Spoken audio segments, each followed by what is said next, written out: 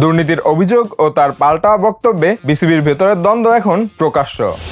প্রিয় দর্শক, সবাইকে স্বাগতম ডেইলি খেলা লাইভের আয়োজনে। দুর্নীতির অভিযোগে সরব দীপন, সরাসরি নাকচ করলেন বিসিবি সভাপতি। বাংলাদেশ ক্রিকেট বোর্ডের বর্তমান পরিচালনা পর্ষদের বিরুদ্ধে ওঠা দুর্নীতির অভিযোগ ঘিরে পাল্টাপাল্টি অবস্থান স্পষ্ট হলো বিসিবিতে। বিসিবি পরিচালক ও সিসিডিএম চেয়ারম্যান আদনান রহমান দীপনের অভিযোগ সরাসরি প্রত্যাখ্যান করেছেন বোর্ড সভাপতি আমিনুল ইসলাম বুলবুল। সম্প্রতি এক টকশোতে দীপন দাবি করেন, গত 6 মাসে বর্তমান বোর্ডের সময় হওয়া দুর্নীতি আগের 15 বছরের দুর্নীতিকেও ছাড়িয়ে গেছে। তবে মঙ্গলবার গণমাধ্যমের মুখোমুখি হয়ে সেই বক্তব্য পুরোপুরি অস্বীকার করলেন বুলবুল। বিসিবি সভাপতি বলেন, দীপনের মন্তব্য একান্তই তার ব্যক্তিগত মত। বোর্ড হিসেবে তারা এমন কোনো অডিট করছে না যা বর্তমান 6 মাসের কর্মকাণ্ডকে লক্ষ্য করছে, বরং তাদের মূল ফোকাস গত 15 বছরের কার্যক্রমের উপর।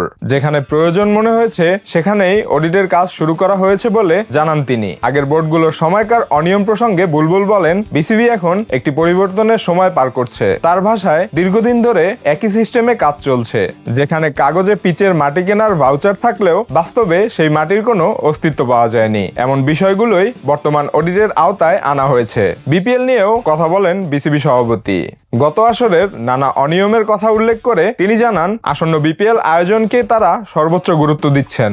লক্ষ্য একটি সুষ্ঠু ও পরিচ্ছন্ন টুর্নামেন্ট উপহার দেয়া। এছাড়া বিপিএল এর পর সামনে রয়েছে আইসিসি টি20 বিশ্বকাপ। বুলবুল বলেন, বিপিএল সরাসরি বিশ্বকাপের প্রস্তুতি না হলেও এই ফরম্যাটে মানসম্মত ক্রিকেট খেলানোর মাধ্যমে দলকে ভালো প্রস্তুতির সুযোগ করে দিতে চায় বোর্ড। দুর্নীতির অভিযোগ ও তার পাল্টা বক্তব্যে বিসিবির ভেতরের দ্বন্দ্ব এখন প্রকাশ্য।